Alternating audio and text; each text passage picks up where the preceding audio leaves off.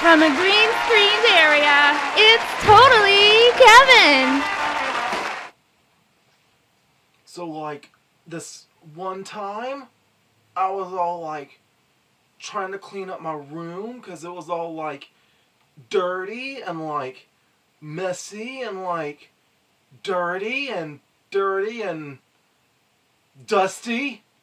So I, like, tried to use a mop, but then I also used, like, this broom. But then as I was, like, sweeping, my mom, she came in and she was like, dude. And I was like, dude. And she was like, dude, just use a vacuum. And I was like, no, those things suck. And, like, this one time, I was, like, working at a bicycle shop, and, like, my manager, he really liked the way that I talked, so he, like, wanted to start making these commercials for his, like, bicycles, and he said, Kevin, and I was like, yeah.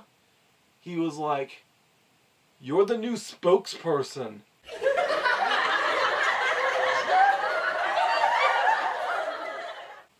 And, like, this one time, I was all, like, in my room, and I was, like, sweating, because I was, like, very, very, very, like, hot.